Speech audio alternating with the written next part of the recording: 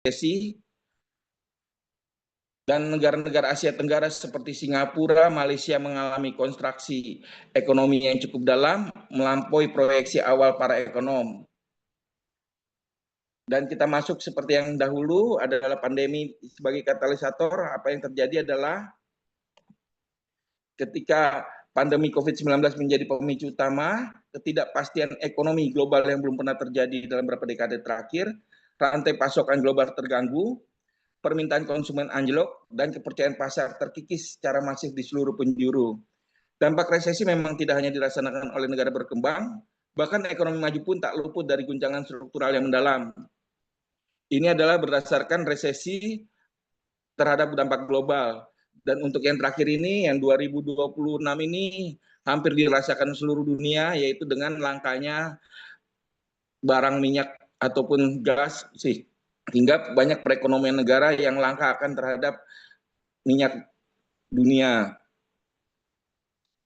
Terus dampak terukurnya, meskipun krisis 98 memberikan dampak terdalam secara finansial, pandemi 2020 menguji resiliensi sektoral secara menyeluruh melalui intervensi fiskal terbesar dalam sejarah, karena pemerintah Amerika dalam hal menolong bank-banknya ya, jadi mereka memberikan stimulus, dan inilah apa yang terjadi pada Indonesia, itu titik terendah ekonomi Indonesia modern akibat krisis moneter adalah 13,1%. Terjadi kontraksi PDB, produk domestik bruto, pada tahun 1998, dan 77% inflasi tahunan pada tahun 1998, yaitu lonjakan harga yang menumpukan daya beli masyarakat, di mana kita tahu yang harga dolar yang tadinya dari 1.800 meningkat menjadi 18.000 atau lebihnya 17.000, dan ini yang mengakibatkan inflasi yang sangat besar pada tahun 98 yang ujungnya adalah terjadinya pergantian pemerintahan. Berikut dampak pada struktur tenaga kerja. Krisis ekonomi secara langsung mengubah landscape ketenagakerjaan serta fundamental. Organisasi dipaksa mengambil keputusan sulit yang berdampak jangka panjang terhadap sumber daya manusia mereka. Apa saja permasalahannya yang akan dilakukan oleh perusahaan? Biasanya perusahaan melakukan restrukturisasi organisasi. Perusahaan memangkas lini bisnis yang tidak efisien, melakukan downsizing, merombak struktur jabatan demi efisiensi biaya, operasional yang berkelanjutan. Terus perubahan kondisi kerja. Apa itu yang terjadi? Pergeseran ke model kerja hibrida dan jarak jauh memaksa karyawan dan manajer beradaptasi dengan cara kerja yang baru, menuntut kompetensi digital yang lebih tinggi. Ini terjadi pada saat kita COVID, di mana kita bekerja melalui WFH, work from home, dengan melalui gadget, ada melalui laptop, di mana kita bekerja meskipun di rumah, tetapi kita bisa melakukan sebuah aktivitas yang tentunya ditolong oleh sebuah laptop atau ditolong oleh sebuah teknologi informatika. Terus kemudian apalagi yang dilakukan oleh perusahaan? Tentunya perusahaan adalah jalan akhirnya adalah melakukan ancaman PHK massal, yaitu gelombang pemutusan hubungan kerja yang tidak hanya menurunkan produktivitas, tetapi juga menghancurkan moral dan kesejahteraan psikologis tenaga kerja yang tersisa dalam organisasi. Sebenarnya PHK massal di negara kita ini sudah terjadi sejak tahun 2025 dengan banyaknya investor-investor yang lari ke luar negeri, dan pada akhirnya titik terendahnya kita yaitu pada tanggal 28 Agustus 2025, di mana terjadinya kerusuhan yang berakibat banyaknya rumah-rumah ataupun mobil-mobil yang terjadi pembakaran dan kerusakan di jalan-jalan. Mengapa kita tahu 28 Agustus 2025 adalah titik puncak daripada PHK massal? Karena kita tahu dari awal 2025 banyak sekali para investor yang sudah melarikan diri, dan banyak sekali pabrik-pabrik yang sudah tutup, dan terakhir mungkin yang tutup adalah pabrik besar adalah Sritex, yaitu pabrik tekstil yang berada di Jawa Tengah. Dia adalah pabrik tekstil terbesar se-Asia Tenggara. Next, dampak krisis ekonomi Indonesianya adalah seperti berikut. Pada tahun 98, PDB menjadi minus 13,1, inflasi menjadi naik 77%, perihalnya dikarenakan adanya kurs, harga dolar yang melambung, dan utang swasta yang melonjak, Dan pada waktu itu solusi yang dipakai oleh pemerintah Indonesia adalah dengan bantuan IMF dengan mengeluarkan BLBI. Terus kemudian pada krisis 2020, apa yang terjadi? PDB masih minus 2,07, tidak ada pengaruhnya. Terus inflasi masih bisa terkendali 2%, tetapi perihal akibatnya adalah terjadinya lockdown dan mobilitas. Tentu yang kita alami semua ya pada 2020 dengan tidak adanya kegiatan sama sekali dan semuanya menjadi berhenti total. Dan solusinya adalah yaitu program PEN, yaitu program pemerintah dalam memberikan bantuan kesehatan yang tentunya kita tahu itu adalah bantuan daripada WHO, di mana setiap orang meninggal pada saat kena lockdown yang mungkin kami tahu ya diberikan 20 juta atau apa. Berikut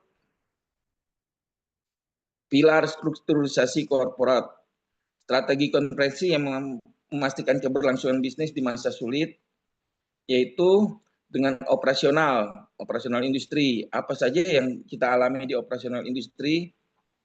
Di dalam operasional yaitu adanya efisiensi biaya produk, optimalisasi rantai pasok, dan peningkatan produktivitas melalui teknologi. Itu di dalam bidang operasional. Bagaimana di dalam bidang keuangan? Tentu adanya manajemen likuiditas yang perlu pengaturan, di mananya tentu likuiditas menjadi lebih ketat. Restrukturisasi utang, penjadwalan kembali khususnya yang dialami oleh perusahaan-perusahaan terhadap bank-bank yang memberikan pinjaman, dan penguatan struktur permodalan, yaitu penambahan modal dari para pemilik perusahaan atau para pemegang saham daripada perusahaan tersebut. Itu di dalam bidang keuangan.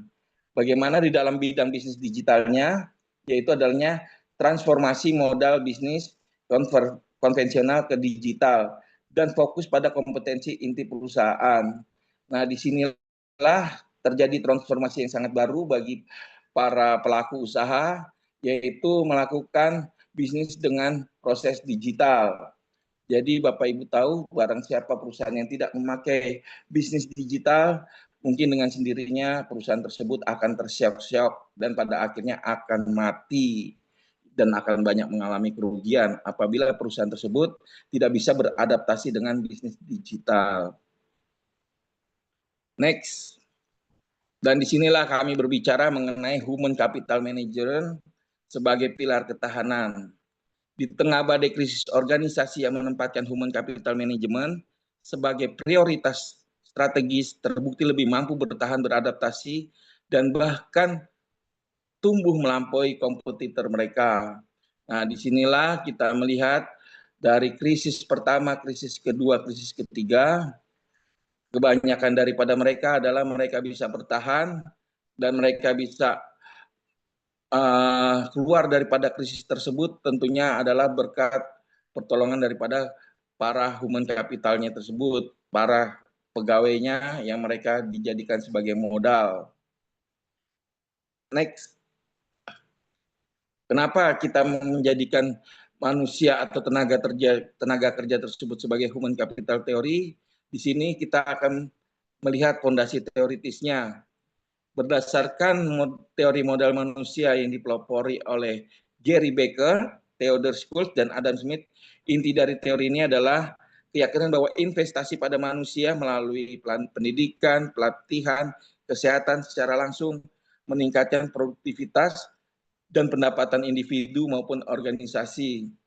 Disinilah perusahaan yang menekankan terhadap human capital biasanya lebih bisa bertahan karena di mana para pegawai atau pekerjanya dapat merasakan memiliki perusahaan tersebut dibanding terhadap para pegawai yang tidak merasakan perusahaan tersebut menjadi miliknya. Terus kemudian ada konsep lifelong learning atau pembelajaran sepanjang hayat menjadi semakin krusial di era digital yang terus berubah dengan cepatnya waktu. Di sini adalah berdasarkan jurnal Wahyu 2025. Kenapa di sini kita katakan harus ada lifelong learning? Karena pada saat-saat inilah apabila kita generasi yang benar-benar melihatnya zaman yang dahulu kita masih memakai mesin ketik, sehingga zaman sekarang kita bisa memakai laptop, apabila kita sendiri tidak mau beradaptasi dengan teknologi, maka kita pastinya akan tertinggal. Mungkin zaman orang tua kita dahulu yang tidak mau beradaptasi dengan komputer, mereka yang dahulu lebih senang memakai mesin ketik, pada akhirnya di kantor-kantornya mereka mengajukan pensiun dini. Itu dapat kita lihat kejadian pada tahun 2008, di mana banyaknya para SDM, orang-orang tua kita yang lebih memilih untuk pensiun dini dibanding harus ikut dari kemajuan teknologi, harus memakai laptop, atau harus memakai handphone segala macam. Itu kejadiannya di tahun 2008 dan banyak para tenaga kerja yang melakukan pensiun dini. Terus kemudian di sini ada teori Gary Becker, di mana investasi pada individu sama dengan investasi pada kapital ekonomi. Terus ada teori daripada Theodore Schultz, pendidikan sebagai motor penggerak pertumbuhan ekonomi. Dan teori daripada Adam Smith, keterampilan tenaga kerja adalah kekayaan nyata bangsa. Berdasarkan tiga teori tersebut, kita menyatakan bahwa para tenaga kerja ini adalah sebagai modal, yang mana perusahaan sangat harus memperhatikan para tenaga kerjanya. Karena apabila perusahaan tersebut tidak memperhatikan tenaga kerjanya, di mana di sini teori menyatakan bahwa manusia adalah modal dan manusia tersebutlah yang akan mengembangkan perusahaan tersebut. Jadi perusahaan yang baik adalah bisa menumbuhkan para SDM-nya memiliki rasa, mempunyai para SDM mempunyai rasa memiliki terhadap perusahaan tersebut. Itulah yang diharapkan agar perusahaan-perusahaan berharap kepada para tenaga kerjanya. Terus human capital management ini adalah investasi jangka panjang di tengah ketidakpastian. Fondasi ketahanan yaitu pengelolaan modal manusia yang solid menjadi fondasi utama ketahanan organisasi dalam menghadapi turbulensi ekonomi yang tidak terprediksi. Terus kemudian peningkatan kapabilitas, yaitu fokus pada strategi, pada peningkatan pengetahuan, keterampilan, kesejahteraan tenaga kerja secara holistik. Ini penelitian dilakukan oleh Abimanyu, kalau yang di atas penelitian oleh U. Terus kemudian adanya tenaga kerja yang adaptif. Membentuk tenaga kerja adaptif, literat digital mampu berinovasi secara konsisten meski di bawah tekanan krisis. Oke, kita melihat kembali kepada fondasi ketahanan. Banyak perusahaan yang tidak terlalu memikirkan tenaga kerjanya dan membiarkan para tenaga kerjanya untuk bekerja begitu saja. Tetapi perusahaan yang tersebut pada dasarnya apabila tidak memperhatikan tenaga kerjanya, maka dapat dipastikan tingkat turnover daripada pegawai di perusahaan tersebut akan sangat tinggi. Apabila tingkat turnover-nya sangat tinggi karena tidak adanya perhatian terhadap para tenaga kerja, tentu perusahaan tersebut akan mengalami kerugian. Baik kerugian dalam untuk melatih tenaga kerja itu tersebut, atau baik tenaga kerja yang sudah ahli yang seharusnya bisa menyumbangkan pemikirannya kepada perusahaan tersebut, tetapi keluar dari perusahaan tersebut dan pada akhirnya membawa serta mungkin keahliannya di dalam perusahaan tersebut membawa serta keluar, dan pada akhirnya ada peluang bisnis daripada lawan untuk mengambil tenaga kerja tersebut, memanfaatkan tenaga kerja tersebut, sehingga apa yang terjadi mungkin banyaknya rahasia-rahasia di dalam perusahaan yang bocor ke perusahaan pesaing. Itu dikarenakan adanya tenaga kerja yang ahli lari keluar sehingga diterima oleh para perusahaan pesaing, dan akhirnya para pesaing tersebut memanfaatkan tenaga kerja tersebut, dan akhirnya banyaknya rahasia-rahasia di dalam perusahaan yang keluar sehingga membuat perusahaannya yang tadinya bisa mempertahankan status sebagai pemimpin mungkin sebagai leader dalam pemasaran pada akhirnya bisa dijatuhkan, karena kita tahu apabila ada pengkhianatan atau apabila data yang bocor itu adalah sama sekali hal yang tidak diinginkan oleh perusahaan, karena akan mengakibatkan jatuhnya perusahaan tersebut. Itu dalam pengelolaan modal manusia yang solid. Maka perusahaan harus hati-hati untuk penanganan manusia atau untuk tenaga kerjanya, karena tenaga kerjanya itu bisa kita bilang sebagai dua sisi pedang. Salah satu bisa membela perusahaan tersebut, salah satu bisa untuk menikam perusahaan tersebut itu sendiri. Karena kalau membela, apabila tenaga kerja tersebut kita kelola dengan baik dan benar, tapi apabila tenaga kerja tersebut tidak kita kelola dengan baik dan benar, bukan sebagai fondasi, maka tenaga kerja tersebut akan menjadi mata pisau yang akan menikam perusahaan tersebut sendiri. Itu untuk fondasi ketahanan. Maka harus perusahaan hati-hati dalam menangani tenaga kerja yang sudah ada. Terus peningkatan kapabilitas yaitu dengan pengetahuan, keterampilan, dan kesejahteraan tenaga kerja secara holistik. Ini tentunya fokus strategis. Karena apabila tenaga kerja tidak kita asah, tidak kita berikan pengetahuan, kita tidak berikan semacam keahlian, tentunya yang akan rugi adalah perusahaan itu sendiri. Mengapa perusahaan itu sendiri? Jelas kalau tenaga kerjanya tidak ahli, apa yang terjadi? Tenaga kerjanya melakukan pekerjaannya dengan sembarang, nanti banyak barang yang reject, akhirnya apa? Efisiensi dan efektivitas yang diharapkan perusahaan tidak terjadi. Tentu apa kalau efisiensi dan efektivitas perusahaan tidak terjadi, kerugianlah yang akan dialami. Itu apabila perusahaan tidak mau meningkatkan kapabilitas daripada para karyawan itu sendiri. Bagaimana dengan tenaga kerja yang adaptif?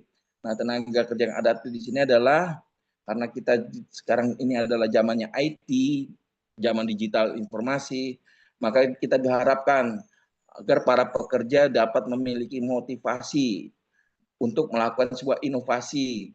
Baik mereka dapat belajar dengan sendiri, karena sekarang bisa didapat ya literatur digital itu bertebaran di mana-mana, atau mereka bisa meningkatkan kemampuannya sendiri dengan mengikuti simposium, pelatihan, ataupun seminar-seminar. Jadi perusahaan juga harus mendorong agar tenaga kerjanya bisa melakukan inovasi. Bagaimana cara melakukan inovasi? Agar di dalam perusahaan tersebut dapat melakukan manajemen change, manajemen perubahan. Apa yang diharapkan bahwa tenaga kerja mau berubah menuju sesuatu yang lebih baik. Ini yang diharapkan terhadap tenaga kerja yang adaptif. Berikutnya, alur strategis dari krisis. Baik, di sini adalah kita masuk terhadap tantangan SDM. Tantangan SDM, tantangan sumber daya manusia biasanya adalah PHK, terus restrukturisasi, terus perubahan kerja. Kenapa kita katakan PHK? Kita tahu ya, karena situasi ekonomi yang tidak menentu, yang salah satu ataupun itu adalah keputusan terakhir perusahaan untuk melakukan efisiensi operasional tentu adalah melakukan PHK, pengurangan tenaga kerja.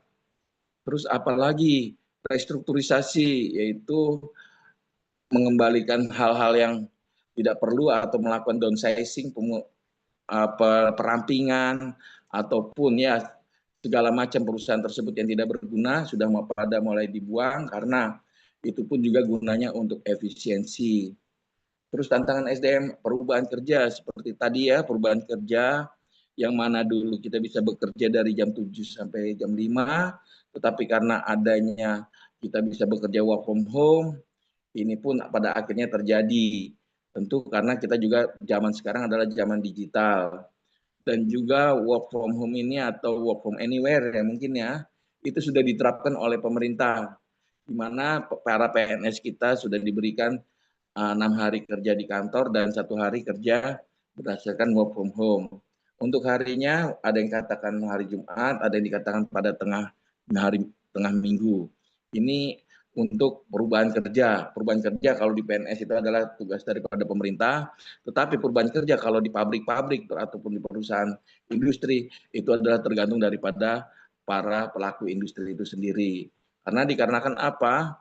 Untuk industri itu sendiri apabila mesinnya mati dalam waktu 1 hari itu adalah sebuah cost yang sangat besar dan itu yang akan menjadi perhitungan. Dan oleh karena itu bagaimana caranya mungkin ataupun bagaimana perusahaan tentu akan melakukan sebuah shift. Di mana shift itulah yang akan dijalankan sebagai cara untuk memenuhi SDM atau melakukan penghematan efisiensi. Terus bagaimana caranya human capital management menghadapi SDM yang akan di PHK, restrukturisasi perubahan kerja? Strategi human capital tentu adalah melakukan pelatihan, yaitu pelatihan-pelatihan yang seperti kita tahu banyak sekali ya perusahaan-perusahaan tentunya terhadap perusahaan kita ataupun PT-PT yang meng-hire kita untuk melakukan pelatihan-pelatihan para SDM-nya agar SDM-nya tersebut bisa meningkat motivasinya, bisa melakukan efisiensi sehingga meningkatkan kinerjanya. Itu semua adalah dengan dilakukan pelatihan-pelatihan, dan perusahaan kami biasanya melakukan pelatihan-pelatihan terhadap PT-PT seperti Lotte dan Napen, Kimia Farma. Itulah pelatihan-pelatihan yang biasa kita berikan kepada para pekerjanya. Itu adalah strategi human capital management dengan meng-hire kita untuk melakukan pelatihan. Terus bagaimana human capital management melakukan adaptasi ya, seperti bagaimana caranya menyesuaikan bekerja dengan work from home, bagaimana lagi caranya mengurangi jam kerja, bagaimana lagi caranya tentu apa yang kos-kos tenaga kerja yang tidak diperlukan bisa dipotong. Itu adalah semacam adaptasi. Terus bagaimana lagi caranya inovasi human research. Inovasi human research itu bisa kita katakan adalah hal yang terbaru ya, karena pada zaman tahun 2020 ke bawah, inovasi human research memang tidak terjadi. Tetapi inovasi human research sudah mulai terjadi pada tahun 2020 setelah COVID. Mungkin kita tahu ya, kelas pembelajaran jauh. Kelas pembelajaran jauh itu sebenarnya adalah inovasi, tetapi hal itu inovasi di bidang pendidikan. Sehingga yang zaman dahulu perkuliahan kita tidak pernah belajar di rumah, sekarang perkuliahan kita belajar di rumah. Seperti kalau untuk perusahaan adalah mereka bekerja di rumah. Itu adalah inovasi daripada human research. Terus kemudian apa yang didapat apabila yang terjadi? Inilah kejadiannya apabila adanya krisis ekonomi, yaitu adanya resesi dan ketidakpastian global. Resesi dan ketidakpastian global selalu menghantui para pengusaha, para pelaku industri.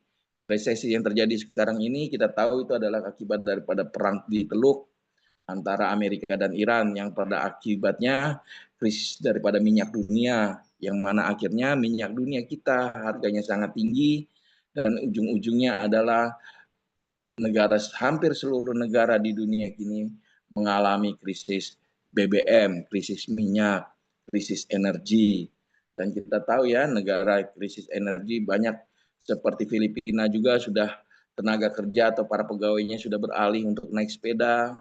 Thailand sudah mengurangi jam kerjanya, Bangladesh juga sudah mulai mengurangi jam kerjanya, dan kita tahu sendiri apa yang negara yang benar-benar fatal terhadap krisis BBM adalah Kuba.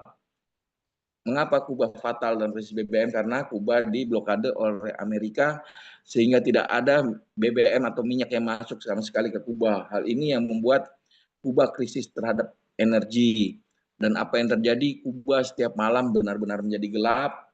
Dan apa yang terjadi, dan banyak perkantoran ataupun rumah-rumah memakai listrik tenaga matahari yang kita tahu pakai namanya solar guard. Dan akhirnya itulah yang terjadi di sebuah negara Kuba yang benar-benar krisis BBM atau krisis energi yang diakibatkan daripada negara Kuba yang diblokade oleh Amerika.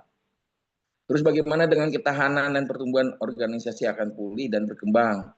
Kita jangan takut karena banyak sekali perusahaan-perusahaan kita atau khususnya negara kita sudah melalui dua krisis, yaitu yang satu adalah krisis daripada ekonomi 98, dan kedua kita adalah krisis di mana tahun 2022, yaitu krisis pandemi COVID. Di tahun 98, meskipun banyak perusahaan-perusahaan yang berjatuhan, tetapi ada juga atau banyak juga perusahaan-perusahaan yang bertahan di krisis pertama tersebut, yang pada akhirnya sampai sekarang pun perusahaan tersebut masih bertahan walaupun ada krisis kedua, yaitu krisis COVID. Dan diharapkan pada kita hari ini yaitu krisis yang ketiga, yaitu krisis daripada BBM, minyak yang amat sangat langka. Mungkin perusahaan juga sedang ada sebuah inovasinya, dan inilah yang akan kita cari apa maksud daripada inovasi tersebut. Dan bagaimana kita tahu pada saat 98 kita sudah lewati, pada tahun 2020 COVID kita sudah lewati, tapi pada tahun 2026 krisis yang sekarang ini kita belum lewati, belum selesai. Kita sedang dilanda oleh masa krisis. Tapi kita berdoa agar krisis ini cepat selesai dan perekonomian kembali menjadi normal dan harga minyak bensin menjadi normal, dan tentunya apabila normal perusahaan dapat melakukan operasionalnya secara normal pula.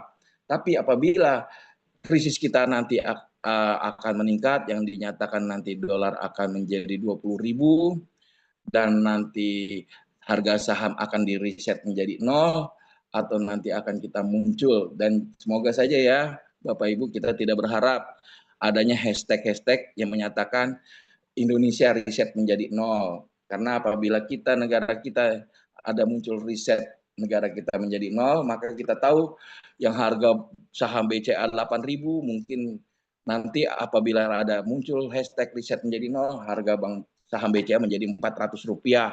Nah itu akan amat sangat rugi karena pemukulannya akan menjadi double cover. Yang pertama, pemukulan pertama harga saham tersebut jatuh.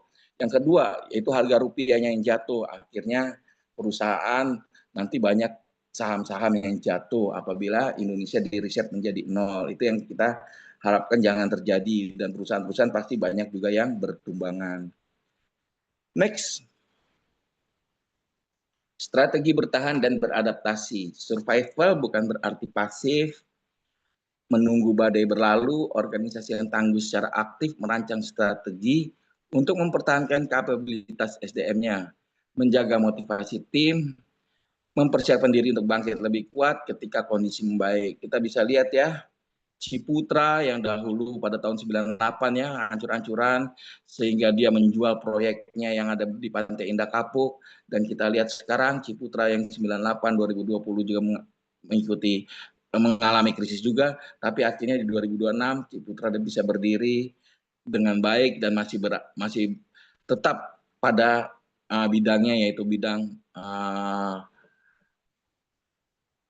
properti, pada bidang properti ya. Jadi itu kita bisa lihat ya Ciputra yang bagaimana cara berstrategi bertahan dan beradaptasi. Dan masih banyak lagi perusahaan lain. Telkom juga bisa beradaptasi dan bisa bertahan dari 98 2020 sampai dengan pada saat ini. Mungkin kalau Telkom perusahaan-perusahaan BUMN ya, tapi kalau yang kita lihat Ciputra itu adalah perusahaan-perusahaan milik swasta. Mungkin masih banyak lagi ya Bapak Ibu yang bisa sebagai saksi bahwa dahulu perusahaan-perusahaan tersebut benar-benar mengalami kejatuhan di 98 dan sekarang pun pada akhirnya masih tetap berjaya. Ya, next berikutnya.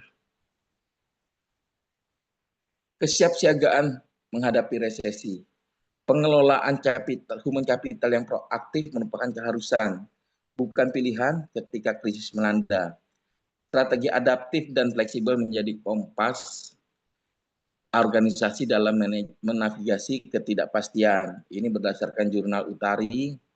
Apa yang dimaksud adalah dengan satu, melakukan identifikasi kompetensi kritis, pemetaan skill gap, penentuan kompetensi esensial yang harus dipertahankan serta dikembangkan selama krisis berlaku. Ini adalah permasalahan yang sangat kompeten ya, yang sangat benar-benar harus diperhatikan bagaimana mengidentifikasi kompetensi krisis tersebut, yaitu kita bisa memetakan skill-skill apa yang terjadi gap yang bagaimana yang harus kita atasi. Kompetensi tersebut tentu banyak ya, mungkin kita mengidentifikasi kompetensi sekarang yang terjadi. Oke, kita pada saat ini banyak sekali pegawai yang mengalami ataupun perusahaan yang mengalami penutupan. Tetapi setelah kita lihat skill para pegawai tersebut tidak memadai, setelah perusahaan tersebut ditutup, apa yang terjadi? Ternyata banyak para pegawai yang belum siap. Akhirnya apa yang terjadi ketika perusahaan tersebut tertutup? Peralihannya mereka hanya ada satu, mereka melakukan penjualan makanan, dan kedua mereka beralih menjadi driver daripada Gokar dan Gojek. Gojek atau Grab. Dan hal ini yang amat sangat disayangkan ya, karena ternyata skill-skill daripada pegawai tersebut sebenarnya apabila kita asah atau kita lihat mereka memiliki skill yang sangat ahli, apalagi apabila mereka telah sebagai operator-operator mesin, atau kita tahu lagi apabila mereka sudah sebagai tenaga-tenaga andal di perusahaan tersebut. Amat sangat disayangkan ketika mereka keluar, mereka tidak bisa melanjutkan skill tersebut, tapi berubah terhadap bidang industri yang baru, seperti pada Gokar ataupun makanan ataupun segalanya. Tapi kita tahu ya ternyata Gokar, GoFood ataupun pekerjaan tersebut ternyata hasilnya memang juga tidak bisa dianggap enteng. Ternyata untuk per minggu itu bisa menolong para pegawai-pegawai yang kena PHK karena penghasilannya bisa dalam sebulan bisa di atas UMR juga. Tetapi kita bisa lihat juga itu kalau pada saat-saat mereka high season, tapi kalau ada saatnya mereka juga peak season atau saat-saatnya mereka jatuh, di mana banyak sekali ojek online yang tidak terpakai atau Gokar yang berhenti, mungkin kita bisa tahu ya saat-saat itu mungkin kalau pada saat banjir, saat hujan yang cuaca yang tidak bagus, tentu hal tersebut mengakibatkan pekerja-pekerja online tersebut tidak bekerja, sehingga apa yang terjadi tentu pendapatan mereka akan anjlok dengan drastis dan tentu pendapatan mereka tidak bisa memenuhi UMR. Itu identifikasi kompetensi krisis. Jadi kita harus melihat skill-skill yang mereka miliki di perusahaan sebelumnya, sebenarnya mereka memiliki tenaga skill yang sangat bagus karena mereka dulu adalah operator daripada perusahaan tersebut atau operator pabrik tersebut. Terus kemudian bagaimana adalah pelatihan dan reskilling, pengembangan keterampilan baru yang relevan dengan kebutuhan pasar pasca krisis, termasuk literasi digital dan kemampuan berpikir analitis. Nah, hal inilah yang perusahaan kami, PT Pilar ini sedang menggadang-gadang bagaimana caranya kita memasukkan semacam literasi digital ataupun keterampilan-keterampilan baru kepada para tenaga kerja. Karena selama ini kita memberikan motivasi, meningkatkan kinerja, tetapi untuk literasi digital yang kita lakukan memang masih minim. Tapi hal ini akan menjadi sebuah perbaikan agar PT Pilar dapat masuk ke dalam perusahaan-perusahaan untuk membawa literasi-literasi digital yang lebih bagus dan lebih baik. Karena kita biasa meningkatkan kinerja, melakukan peningkatan motivasi, meningkatkan efisiensi dan efektif, dan di berbagai banyak perusahaan. Tetapi untuk literasi digital, keterampilan baru, mungkin setelah webinar ini kita akan briefing untuk melakukan hal seperti pelatihan reskilling yang mungkin terbarukan. Terus kemudian untuk komunikasi efektif.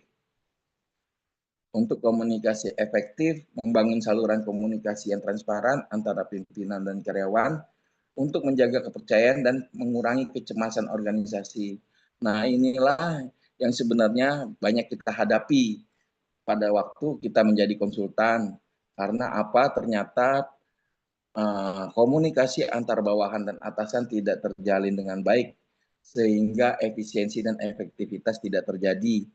Mengapa komunikasinya tidak berjalan dengan baik?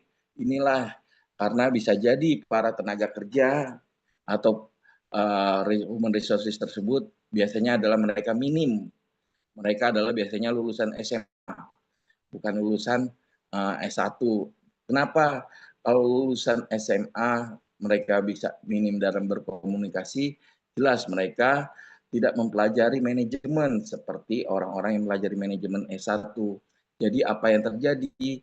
Biasa saja para pekerja SMA tersebut pasif dan tidak mau memberikan pemikiran-pemikiran, ataupun para pekerja tersebut tidak motivasi, atau mereka hanya sudah puas terhadap pekerjaan tersebut. Sehingga apa yang terjadi apabila ada hal-hal yang sebenarnya perlu dilaporkan kepada atasannya, itu tidak akan mereka laporkan dan mereka hanya mendiamkannya saja. Dan ternyata persoalan tersebut menjadi sangat vital di dalam perusahaan. Ini sudah banyak kita temukan di banyak-banyak perusahaan. Apa yang terjadi? Komunikasi sangat tidak efektif, berakibat perusahaan rugi. Mungkin kami bisa bercerita ya, PT Danapen dengan apa kaleng chatnya, ternyata ada komunikasi yang tidak efektif sehingga PT Danapen mengalami kerugian yang besar. Terus kita tahu ya lote apa tersebut, yaitu makanan, apa yang terjadi ternyata change-nya terlalu panjang, rantainya, sehingga terjadi tidak efektif dan efisien. Masih banyak lagi perusahaan-perusahaan yang kita kerjakan dan ternyata permasalahannya adalah komunikasi antar bawahan dan pimpinan. Kami ceritakan, penelitian menunjukkan bahwa organisasi yang berinvestasi pada pelatihan karyawan selama krisis memiliki retensi talenta 40% lebih tinggi dibandingkan dengan yang melakukan pemangkasan pelatihan. Ini jelas ya, perusahaan yang melakukan pelatihan, yang mendorong motivasi, yang meningkatkan motivasi para pegawainya, tentu apa yang dilakukan oleh perusahaan tersebut, retensi talentanya akan meningkat 40% lebih tinggi daripada perusahaan yang tidak melakukan pemangkasan latihan. Mungkin perusahaan-perusahaan tidak melakukan pemangkasan latihan, mereka tidak melakukan atau tidak bekerja sama dengan kita untuk melakukan sebuah konsultasi untuk para pegawainya, untuk meningkatkan motivasi mereka. Sebenarnya untuk meningkatkan motivasi mereka dengan melakukan pelatihan, melakukan outbound, ataupun melakukan reward, itu sebenarnya sudah membuat talenta para pegawai tersebut naik. Jadi apa yang harus kita katakan, apa yang harus kita pikirkan adalah bagaimana para pegawai tersebut dapat senang bekerja di tempat kita ya atau di tempat perusahaan, yaitu dengan cara diberikan sebuah kenyamanan, diberikan sebuah fasilitas, diberikan sebuah reward, penghargaan, diberikan sebuah outbound yang memang benar-benar untuk permasalahan antara atasan dan pimpinan agar tidak terjadi kesenjangan antara atau gap antara atasan dan pimpinan. Mungkin perusahaan harus memberikan waktu untuk kebersamaan antara atasan dan atas pimpinan dan para tenaga kerjanya. Jadi waktu bersamaan tersebut sebenarnya sangat penting buat para tenaga kerjanya. Oke, next. Di sini kita lihat yang Ciputra Group ya, yang mana tahun 98 mereka mengalami tantangan, mengalami hambatan sehingga mereka menjual proyeknya yang di Pantai Indah Kapuk, yang sekarang Ciputra Group tidak memiliki proyek di Pantai Indah Kapuk, tetapi kita lihat tantangannya menghadapi utang besar pada saat krisis ekonomi 98 melanda Indonesia. Ciputra Group berada di bawah tekanan finansial yang sangat berat dari para kreditur. Strategi hasilnya adalah mereka melakukan restrukturisasi, yaitu negosiasi intensif dengan para kreditur, merestrukturisasi kewajiban finansial. Negosiasi itu biasanya melakukan penjadwalan ulang ya untuk pembayarannya yang harusnya dibayar pada tahun 98, mereka meminta perpanjangan waktu. Negosiasi dengan kreditur, membangun kesempatan baru memungkinkan perusahaan untuk beroperasi dan menjaga aset-aset strategis. Negosiasi dengan kreditur inilah yang berakibat proyek Pantai Indah Kapuknya dijual kepada para krediturnya. Terus tetap bertahan dan berkembang, Ciputra Group berhasil melewati krisis dan terus berkembang di sektor properti hingga saat ini bukti nyata ketangguhan bisnis jangka panjang. Bukti ketangguhan Ciputra Group tetap eksis menjadi salah satu pengembang properti terbesar di Indonesia hingga sekarang. Ini tidak terlepas dari para human resources-nya. Ternyata human resources daripada Ciputra Group mereka sangat loyal, di mana dari tahun 98 sampai dengan tahun 2020-an mereka bekerja dengan sungguh-sungguh dan tidak ada gap antara pimpinan beserta dengan para pegawainya, sehingga para pegawainya menyumbangkan sesuatu yang ibaratnya adalah sesuatu yang sangat prima, sangat terbaik untuk perusahaan tersebut, dan hasilnya tidak banyak turnover yang dilakukan perusahaan Ciputra Group, dan karena tidak banyaknya turnover, tentu banyaknya tidak ada rahasia-rahasia di dalam perusahaan Ciputra Group yang lari keluar yang dimanfaatkan oleh perusahaan para pesaingnya. Inilah yang kita lihat ya bagaimana keberadaan Ciputra Group dalam menghadapi tantangan. Tentu ini semua adalah pertolongan daripada para human resources-nya, para pegawainya. Karena apa? Ciputra dalam menghargai para human resources-nya, memberikan hal yang terbaik untuk para pegawainya. dengan memberikan reward, dengan memberikan semua yang diharapkan oleh para pegawainya. Dan mungkin saya kurang tahu apa Ciputra Group memberikan saham, tapi saya tidak tahu kepada para pegawainya. Saya mungkin enggak ya kalau yang Ciputra Group ya. Tapi ada ya perusahaan untuk membuat senang para pegawainya memberikan sahamnya kepada para pegawainya. Lipo Group terdampak krisis likuiditas yang parah, Lipo Group mengambil langkah-langkah yang berani untuk mentransformasi dengan mempertahankan posisinya sebagai konglomerasi besar. Tantangannya, krisis likuiditas yang menghantam keras membuat Lipo Group harus segera mengambil keputusan strategis yang krusial untuk kelangsungan bisnis, penjualan aset strategis untuk likuiditas yang dibutuhkan, mengurangi beban utang secara signifikan, perubahan fokus bisnis, mengalihkan fokus ke sektor kesehatan dan properti, dua sektor yang dinilai lebih stabil untuk memiliki prospek jangka panjang yang lebih kuat. Hasilnya, Lipo Group berhasil mempertahankan statusnya sebagai salah satu konglomerasi terbesar dan paling berpengaruh di Indonesia. Di sini kita lihat ya, baik Ciputra maupun Lipo Group ternyata dalam menghadapi krisis, meskipun ada PHK, tetapi kita lihat PHK-nya tidak besar dan tidak menjadi sebuah kunci akhir dalam menghadapi tantangan krisis tersebut. Apa yang dihadapi oleh Lipo Group, ternyata mereka bisa melakukan restrukturisasi utang, bisa memperpanjang waktu utang, dan bisa menjual aset-aset yang mereka miliki. Dan kita tahu pastiannya apa, untuk para capital manajemennya, para pegawainya bisa dinyatakan aman, dan itulah yang dijaga. Sehingga apa yang terjadi baik di Ciputra maupun Lipo, untuk para human resources-nya tidak mengalami, meskipun mengalami gangguan, tetapi tidak mengalami PHK yang sangat parah seperti yang dialami oleh perusahaan-perusahaan lain. Dan apa yang terjadi hingga sekarang Lipo Group dan Ciputra pun masih berjalan sangat baik sampai dengan saat ini, sampai dengan krisis kita ini yang itu krisis energi. Baik, kita dapat contoh bagaimana Lipo Group dan bagaimana Ciputra menjalankan bisnisnya. Tentu itu semua adalah pertolongan daripada human capitalnya. Salim Group, kita lihat kembali, Salim Group mengalami krisis utang terbesar konglomerasi pada saat krisis 98. Apa yang terjadi? Restrukturisasi besar-besaran. Pada bisnis ini, kewajiban finansial perusahaan menstabilisasi kondisi keuangan. Fokus pada bisnis inti, yaitu pada Indofood, bisnis inti yang memiliki fondasi kuat dan pasar yang luas. Menjadi pemain global, Salim Group berhasil bangkit karena kini diakui sebagai pemain global yang disegani di industri makanan dan industri minuman. Dan apa yang kita dapat pelajaran, menghadapi krisis terbesar pun fokus pada kekuatan rinti, keberanian melakukan restrukturisasi adalah kunci dari hal bertahan. Inilah yang kita lihat, ternyata 3 perusahaan tersebut tidak terlalu mengambil keputusan yang vital terhadap pemutusan hubungan kerja PHK para karyawannya.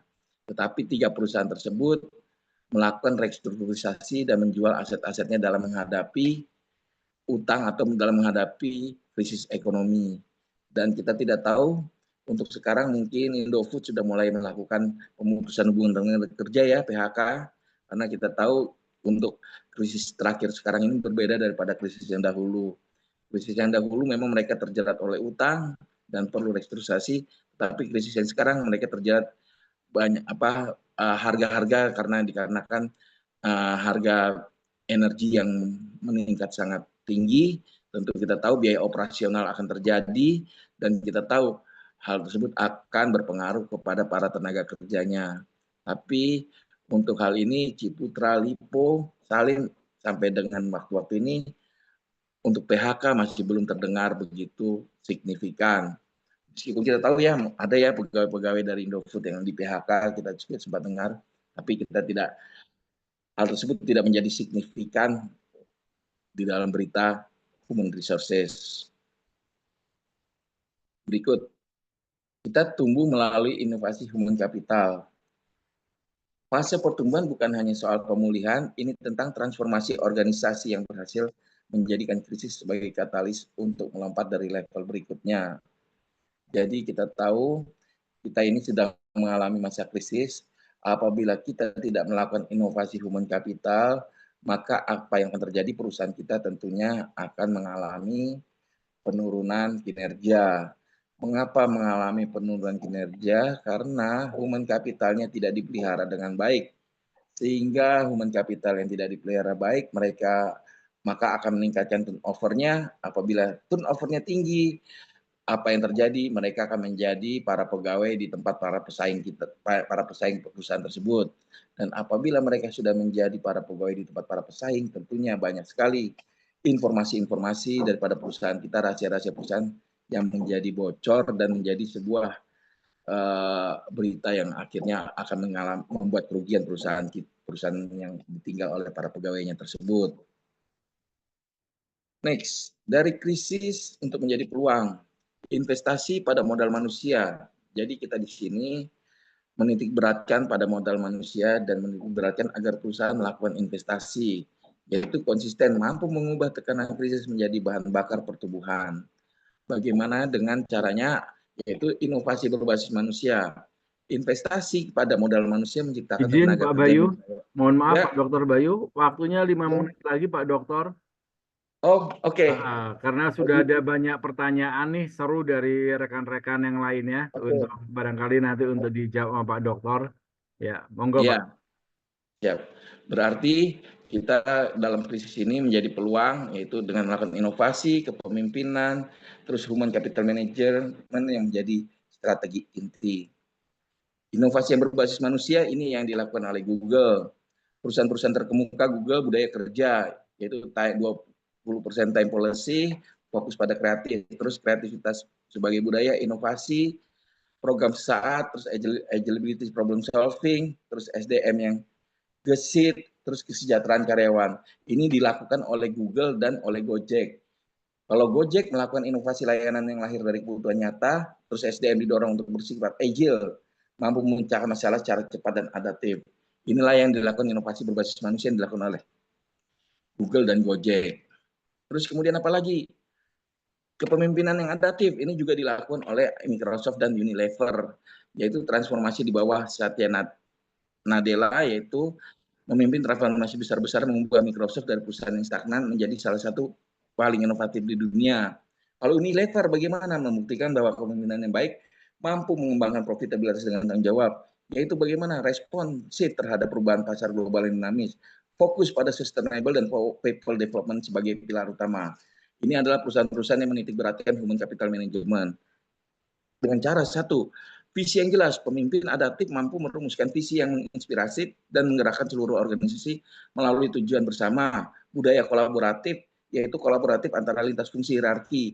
Ini adalah agar tidak ada gap antara pimpinan dengan bawahan. Terus kemudian orientasi yang berkelanjutan. Pemimpinan masa depan harus mampu mengintegrasikan nilai keberlanjutan dalam strategi bisnis inti. Inilah yang diharapkan dengan adanya inovasi. Sehingga para SDM diharapkan memiliki inovasi yang berlandaskan pada manajemen perubahan, manajemen change. Terus ini adalah investasi di bidang pelatihan, reskilling, informasi pada era otomasi AI, transformasi digital sepenuhnya dengan menggunakan kapabilitas SDM internal.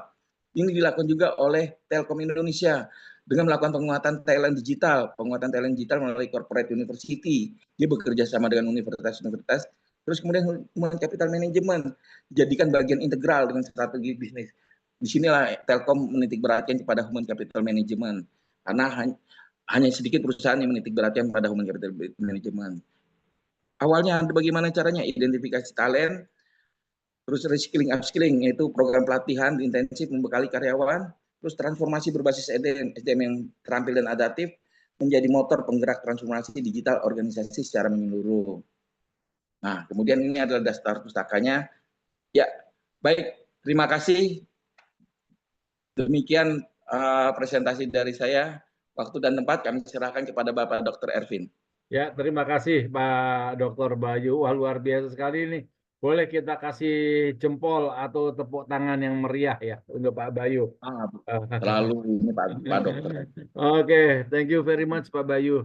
Nah, ini permasalahan dan presentasi yang disampaikan oleh Pak Bayu ini adalah relate sekali ya dan kondisi saat ini dan relevan sekali pun juga dengan kondisi saat ini Pak Bayu dan kawan-kawan semua.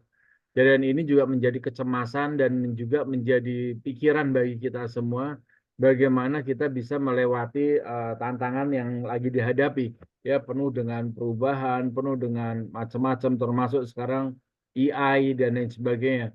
Tapi di satu sisi pun juga pertumbuhan ekonomi saat ini kayaknya bukan lagi jalan di tempat ya, tapi barangkali udah ya apa ya udah mulai duduk, udah mulai jongkok ya di situ. Nah, ini ada pertanyaan langsung Pak Bayu ya, langsung barangkali bisa langsung dijawab dengan cepat karena waktu kita sangat terbatas di sini dan waktunya Pak Bayu juga tentunya. Jadi pertanyaan pertama ini dari Pak Prima, Pak Bayu, kaitannya dengan makroekonomi nih kayaknya Pak Prima. Bagaimana atau apa solusi dari kondisi ekonomi yang menurun sehingga dapat tumbuh pesat lagi? Nah, jadi kondisi saat ini ekonominya lagi nurun, gimana supaya tidak bisa dapat pesat lagi? Monggo Pak Bayu, silakan. Oke, ya seperti biasa ya, tadi sudah kita lihat ya, adanya downsizing, restrukturisasi, dan untuk perusahaan kita yang sedang mengalami penurunan, kita kembali pada core-nya, kepada inti bisnisnya, di mana cabang-cabang yang sudah tidak menghasilkan, itu kita buang semuanya. Ini sudah dilakukan perusahaan Danantara. Perusahaan Danantara sudah mulai membuang BUMN yang tidak menghasilkan laba. Itu sudah dilakukan. Karena apa? Nanti kita takutnya ROI-nya mereka, padahal ROI-nya dari Pertamina. Tapi ngomongnya nanti dari perusahaan-perusahaan yang tidak menghasilkan laba. Akhirnya apa? Terjadi konspirasi. Kalau terjadi konspirasi, ujung-ujungnya apa? Korupsi. Itulah kita harus memilih-milih perusahaan-perusahaan yang usaha-usaha yang memang sudah harusnya kita potong. Mungkin begitu aja Pak Prima. Oke, terima Sekilas kasih dari saya. Pak Dr. Bayu ya. Jadi lebih banyak pada fokus supaya melihat dari sektor ekonomi makronya bisnis-bisnis apa yang kira-kira sudah tidak oke, ya udah jangan dipaksain lagi karena kalau nggak malah jadi justru jadi benalu bagi organisasi. Termasuk juga kalau di perusahaan seperti itu juga ya Pak Bayu ya. Kita lihat Iya. karena bisnis-bisnis yang sudah ternyata itu tidak produktif lagi, tidak ada cuannya lagi, ya sudah terpaksa harus di downsizing atau di freeze, barangkali malah terus di cut juga ya Pak Bayu ya, karena kalau enggak Ya. hanya jadi benalu saja di perusahaan tersebut ya. Oke, terima kasih Pak Bayu, lugas sekali. Nah, ini ada pertanyaan dari Mas Ardian. Ini Mas Ardian selaku pelaku ekonomi Pak Bayu, Mas Ardian ini punya usaha apa? Sablon untuk cup ya, cup plastik untuk minuman itu Pak Bayu. Di situ. Tapi kondisi UMKM juga lagi berat, lagi susahnya bukan main, sehingga banyak bisnisnya Mas Ardian ini yang harus tertunda. Bisnisnya Mas Ardian juga akhirnya harus ya macam-macam lah, jadi susah ya di lapangannya. Nah ini pertanyaan, 3 pertanyaan, tapi barangkali bisa disingkat aja Pak Bayu. Yang pertama, bagaimana strategi yang baik dalam mengelola karyawan agar tetap produktif meskipun order menurun. Nah, dinamika di lapangan kan order menurun pasti juga cuannya juga menurun. Cuan yang menurun ya pasti larinya ke karyawan juga. Ujung-ujungnya motivasinya juga menurun. Itu yang pertama. Kemudian yang kedua, jika pasar utama UMKM minuman menurun, strategi apa yang bisa dilakukan untuk mengalihkan target pasar? Dan yang ketiga, dalam kondisi krisis, apakah mungkin usaha sablon cup saya tetap berkembang? Strategi apa yang harus bisa digunakan? Karena sablon cup ini dari plastik itu loh Pak Bayu, minuman-minuman itu kan gelasnya itu. Nah, plastik saja sekarang kan mahalnya bukan main Pak. Itu plastik biji plastik, terus setnya mahalnya bukan main. Nah, ini berdampak pada customernya. Monggo Pak Bayu barangkali bisa dijawab dengan singkat. Saya jawab yang pertanyaan pertama mengenai tenaga kerja ya Pak Ya, Pak Ervin. Mungkin hal yang terburuk PHK itu harus dihindarkan. ya, Tetapi apabila memang ekonomi, keadaan situasi yang tidak memungkinkan, mungkin bisa kita lakukan dengan melakukan shift.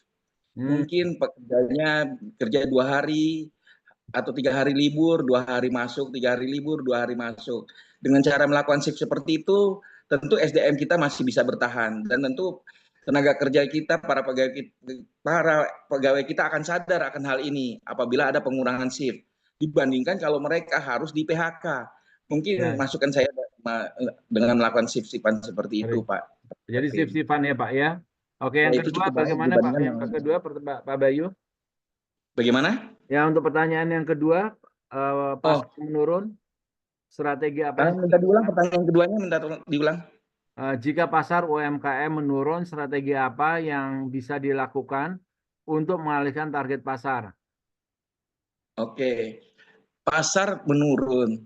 Kita sudah ibaratnya kondisi ibaratnya sudah di ocean laut merah ya Pak Ervin Ya, ya. betul, dari Red Ocean, betul. Sudah di red ocean.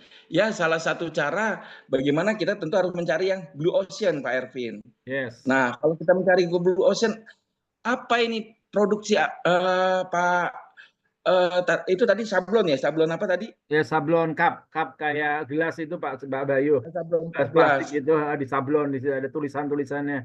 Kayak janji jiwa atau kopi kenangan gitu, Pak. Oh, ya. Mungkin kita bisa melakukan diversifikasi atau perluasan ke produk yang lain, Pak Ervin. Kita Hmm. jangan hanya fokus di penutup sablon itu saja. Mungkin kita bisa apa ditatakannya, atau kita bisa apa lagi di kardus boxnya, atau kita bisa inovasi lah. Yang tadinya hanya khusus untuk tutupnya saja, kita bisa ke boxnya, atau kita bisa melakukan perubahan-perubahannya. Itu adalah para pemain-pemain yang di lapangan yang ahli-ahli mengenai hal tersebut. Yang penting satu adalah kita inovasi Pak Ervin kalau hal ini. Inovasi out of the box ya Pak Bayu ya. Siap, siap, ya. Ya, luar biasa keren. Nah, terakhir di sini kondisi krisis, Salmon tetap berkembang, strategi apa yang dilakukan? Kayaknya tadi udah dijawab sama Pak Bayu ya. Yang pertanyaan ketiga dari Mas Ardian. Jadi untuk diversifikasi produk, inovasi, dan out of the box itu. Oke, thank you. Ya. Ini ada dari Pak Eko Buwono. Wah, kayaknya pertanyaannya banyak nih Pak Bayu. Luar biasa nih artis ini, artis kondang. Ya, berikutnya bagaimana pelatihan? Nah, ini pelatihan human capital yang dilakukan oleh perusahaan dan koperasi dapat mendukung pertumbuhan ekonomi Indonesia tengah krisis saat ini. Itu pertanyaan pertama, bagaimana pelatihan human capital yang dilakukan oleh perusahaan dan koperasi dapat mendukung pertumbuhan ekonomi Indonesia di krisis saat ini. Itu yang pertama. Kemudian yang kedua, manakah yang lebih efektif meningkatkan human capital untuk pemulihan ekonomi saat krisis? Ya, dan kemudian pelatihan yang diselenggarakan oleh perusahaan swasta atau koperasi dan mengapa? Monggo Pak Bayu. Oke. Pertanyaan pertama dulu saja ya Pak Ervin Ya, ya. ya, ya. Jadi pertanyaan pertama, bagaimana caranya kita dalam memberikan pelatihan-pelatihan terhadap perusahaan-perusahaan di era sekarang ini? Ya, Ya, ini adalah bidang kita kan Pak Ervin. ya Kita betul memberikan sekali. edukasi, meningkatkan kinerja, ini adalah bidang perusahaan kita. Nah, ini sebenarnya kita ini untuk awal human capital ini sebenarnya kita cek ombak. Bagaimana Ya, sih kita ini sebenarnya kita akan masuk ke dalam 50 perusahaan di human resources. Dan kita akan mengecek masing-masing daripada mereka perusahaan mereka, apakah mereka sudah menerapkan human capital manajemennya apa belum. Nah, nanti kita akan survei lagi bagaimana mereka menerapkan human capitalnya, apakah sudah baik atau belum. Dan ini adalah bidangnya kita dan ini nanti akan kita laksanakan kan Pak Ervin. ya. Mungkin ini ke depannya akan kita terapkan seperti itu. Oke. Oke, jadi kita harus melihat penerapan di masing-masing perusahaan itu, penerapan dari pelatihan human capitalnya itu sudah optimal atau belum ya Pak Bayu Iya, ya? benar. Itu. Oke. Nanti kita akan survei ke 50 perusahaan, Pak Ervin. Siap, siap, siap, siap. Ya. Nah, terus di sini yang kedua, manakah yang lebih efektif meningkatkan human capital untuk pemulihan ekonomi di masa krisis? Mana yang lebih efektif, Pak Bayu? Atau di Hmm. sini ada pelatihan yang diselenggara atau pelatihan yang diselenggarakan oleh perusahaan swasta atau koperasi? Ya. Dua-duanya efektif. Malah lebih bagus kalau apabila kita bersinergi dengan koperasi, Pak Ervin. Good. Apabila kita bersinergi dengan koperasi, karena kita apa? Kita mengetahui tentang human capital, tapi koperasi juga mengetahui tentang seluk-beluknya mereka. Dan di sini apabila kita bersinergi, pasti akhirnya akan bagus. Mungkin kedepannya kita akan bekerjasama dengan koperasi, Pak Ervin. Pak Dr. Oh, Ervin. siap, siap. Jadi intinya adalah kolaborasi ya Pak Bayu ya, dua-duanya Ya, sangat siap. bagus. Jadi antara ilmu konseptual teoritikalnya dan juga dengan best practice-nya kira-kira seperti apa. Ya, terima kasih Pak Bayu. Nah, di sini ada pertanyaan juga dari Bu Indri. Nah, Bu Indriati. Menurut Bapak, kira-kira industri apa yang terbaik dalam kondisi krisis saat ini, ya, kondisi krisis saat ini, agar bisa survive bertahan lama. Wah, nih, karena Ah, beberapa kan udah banyak bisnis yang gulung tikar, Pak Bayu, ya kan? ya, Di situ. Nah, apalagi ada persaingan dengan AI segala. Nih, kira-kira ya. bisnis apa nih yang masih bisa cuan nih untuk kita semua nih?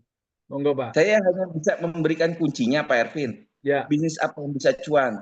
Bisnis yang bisa cuan adalah bisnis yang bisa familiar dengan dunia digital. Nah, oke. apa itu? Silakan Bapak Ibu cari apa bisnis yang bisa familiar dengan dunia digital. Mungkin penjualan masih bisa familiar, tapi dia harus bekerja sama dengan dunia digital, ya seperti Shopee, media sosial, Facebook, ini apa, OLX, pokoknya yang familiar dengan dunia digital. Semua bisnis yang familiar dengan dunia digital ini masih akan bertahan, Pak Dr. Ervin. Oke, jadi intinya adalah pada inovasi digital innovation ya Pak Bayu ya. Iya. Even dia jual kuliner, jual pariwisata, Hmm. jual di Benar. pabrik, jual di Tanah Abang, di situ ya, atau jual Ya, kafe, coffee shop, atau jual teh botol atau apapun lah yang teh cekek sekalipun itu, tapi itu semua harus melakukan digital inovasi, maka masih insya Allah masih bisa bertahan untuk hidup di situ ya Pak pasti. Bayu ya. Amin. Oke, very good. Terima kasih. Jadi bisnis apa aja itu bisa ya Pak Bayu ya. Ya, tinggal Ya, kita ya, menggunakan digital sebagai leverage alat bantu kita untuk ya. jualan. Gitu. Ini mau pertanyaan berikutnya masih dari Bu Indri. Kalau dunia jasa juga bisa ya Pak Bayu ya. Masih bagus ya jasa juga masih bagus ya bisnis jasa ya. Ya. Jasa seperti pengajaran kan juga sudah pada mulai masuk ke ini, internet, Ya, ya, ya, kayak ya, ya. ruang guru. Betul, betul. Jadi semuanya intinya bisnis apapun sebetulnya masih aman ya, masih bisa dijalankan asalkan kita melek digital di situ ya. Iya, Jadi kita melakukan digital inovasi. Waduh, ini PR untuk kita bareng-bareng nih Pak Bayu. Kita siap, siap, Pak. menciptakan digital human capital digital. Thank you Pak Bayu. Oke, di sini dari Mbak Fatimatul Zahra. Pak, izin terkait dengan investasi pendidikan dan pelatihan dalam teori manusia. Di prakteknya sering terjadi karyawan yang sudah mendapatkan pelatihan justru pindah ke perusahaan lain. Nah, ini dia. Sering juga kita punya klien gitu ya Pak Bayu ya. Udah Siap, benar. dilatih, udah diajarin, resign pindah ke tempat lain. Mending kalau beda perusahaan, seringkali beda perusahaannya kompetitor yang sejenis di situ ya. Nah, Benar menurut itu. Pak, strategi apa yang bisa diterapkan perusahaan untuk minimal terjadi resiko tersebut? Karena kan kalau banyak turnovernya tinggi, itu kan juga nggak bagus bagi perusahaan. Apakah cukup melakukan kontrak dan ikatan dinas, atau ada pendekatan lain seperti pengikatan engagement budaya kerja atau sistem penghargaan? Ya, yang pasti nahan ijazah sudah nggak boleh sekarang Pak Bayu di situ. Ya. Bisa kena pidana itu nahan ijazah. Oke, gimana caranya supaya karyawan itu apa ya tidak lagi seperti kotu loncat dan turnovernya terlalu tinggi. Monggo Pak Bayu, Pak Baik. Dokter. Kepada yang terhormat Ibu Indri ya. Bukan ini Mbak Patimatul Zahra. Oh, Bu Fatimatul Sarah. Ya. Sebenarnya hal tersebut itu udah biasa dilakukan oleh PT Pilar. Nah, kalau Bu Fatimatul Sarah ingin menanyakan, silakan serahkan itu semua kepada PT Pilar. Nanti kami yang akan menyelesaikan permasalahan antara manajemen sama para pegawai tersebut. Oke. Jadi nanti justru kita yang membantu ya Iya, Pak karena kami Bayu kan sudah ya. terbiasa, Pak. Ya, ya, ya. Oke. Ya, berikut di sini pertanyaan untuk bisnis bina jasa. Oke. Oh, Bang Rajaner. Waduh, ini kanda kita nih. Abang kita. Mohon maaf saya lagi dalam perjalanan jadi sinyalnya stabil. Oke, take care, hati-hati Bang Dokter. Oke. Terima kasih Bang Dokter Bayi bisa di-share. Ya, nanti akan kami share Bu Indri. Ya, terima kasih Pak Prima. Terima kasih Pak Bayu jawabannya. Oke. Di sini ada Pak David Aditya Putra. Oh, dari wah, psikolog ini hati-hati Pak Bayu dibacain Waduh. nanti kita Pak Bayu. Aduh, ya. Gitu. Siang menjelang sore Pak, saya David Aditya Prodi di Psikologi Universitas Binawan ini bertanya Pak, misalkan ada perusahaan yang sedang mengalami krisis ekonomi, lalu melakukan pengurangan gaji, ya, atau beban kerja ditambah supaya tetap efisien. Tapi di sisi lain karyawan jadi lebih stres, ya, dan semangat kerja menurun. Dalam kondisi seperti ini, bagaimana organisasi bisa tetap menyeimbangkan efisiensi biaya tanpa menurunkan kesejahteraan dan motivasi karyawan? Nah, itu gimana tetap motivasinya tetap kencang di situ, ya. Bagaimana caranya perusahaan bisa melakukan penyeimbangan di sini? Monggo Pak Bayu. Oke, banyak sekali ya perusahaan sudah melakukan pengurangan biaya, sudah pengetatan segala macam, tapi apa yang terjadi produktivitas bukan meningkat, profit bukan naik tapi malah turun. Inilah yang terjadi pada saat-saat sekarang. Ini sebenarnya adalah apa? Masalah para pegawai tersebut yang kurang peka terhadap keadaan situasi pada saat sekarang. Oleh karena itu perlunya adanya pendekatan-pendekatan psikologi, pendekatan-pendekatan apa? Para pegawai tersebut adalah juga sebagai pemilik perusahaan, Pak Ervin. Oke. Jadi kalau pegawai tersebut menjadi pemilik perusahaan, apabila perusahaannya rugi, pegawai tersebut dapat dengan ikhlas ketika pendapatannya pun juga rugi. Oke, oke, menarik ini. Jadi bukannya kita cut ya, tapi justru Iya, malah diajak mereka eh, merasakan. menjadi bagian dari perusahaan tersebut ya. Iya, Ya kali mendapatkan yang namanya profit sharing atau seperti apa kayak gitu ya Pak ya, Bayu ya. baik, baik. Di situ ya. Wah, ini menarik sekali. Keren, keren, keren, keren. Luar biasa sekali. Ya, oke. Ternyata waktunya juga sudah di ujung tanduk, ya, di ujung penghabisan. Dan luar biasa sekali pertanyaannya dari kawan-kawan semuanya. Dan yang pasti juga tentunya luar biasa sekali pertanyaan dari jawaban dari Pak Dr. Bayu yang semoga itu bisa menambah khasanah bagi kita semua. Ya. Oke, Bapak Dr. Bayu, mohon barangkali kami slide bisa ditutup dulu Pak Dokter. Oke, Izin. baik. Ya, ya dari Mas David ya, makasih, terima kasih ya dari Mas David, Pak David ya, terima kasih. Itu salah satu solusi yang cukup menarik ya. Jadi kita libatkan karyawan itu menjadi bagian dari organisasi atau bagian dari perusahaan ya. Ya, oke. Rekan-rekan, semua apa yang tadi disampaikan oleh Pak Bayu adalah suatu hal yang sangat relevan dan relate sekali dengan kondisi saat ini. Di mana kondisi saat ini kita dalam kondisi yang istilahnya ya suam-suam kuku, ya di permukaan alhamdulillah sejauh ini masih baik-baik saja, tapi di dalamnya ya barangkali kita sama-sama tahu ini perlu kita waspadai dan hati-hati sekali. But so must go on, hidup ini tetap harus berjalan.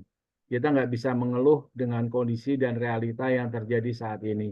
Yang kita butuhkan bukan di sini saling menyalahkan, yang dibutuhkan bukan di sini saling menghujat, yang dibutuhkan di sini adalah kita untuk saling memberikan solusi. Tadi tanpa terasa kurang lebih 1,5 jam Bapak Dr. Bayu sudah memberikan paparan yang sangat luar biasa dan memberikan beberapa tips dan kiat yang bagus sekali ya, yang mana semoga itu bisa menjadi solusi bagi kita semua. Termasuk juga tadi Pak Dr. Bayu beberapa poin menekankan untuk kita inovasi out of the box thinking di situ, kita inovasi teknologi yang harus kita lakukan ya, kita melakukan diversifikasi produk seperti tadi dari pertanyaannya Mas Ardian. Kalau cupnya saja, kenapa nggak bukan hanya di cup saja, barangkali bisa ditutupnya, bisa di ininya, bisa di itunya, barangkali medianya bisa berubah kemana-mana, dan lain sebagainya, dan lain sebagainya. Gitu. Jadi intinya adalah salah satunya adalah untuk kita out of the box thinking. Dan juga bagaimana kita mengajak karyawan itu bukan hanya sebagai aset saja, tapi bagian dari keluarga. Kalau bisa suatu saat pun dilibatkan jadi materi, jadi bagian dari perusahaan itu sendiri.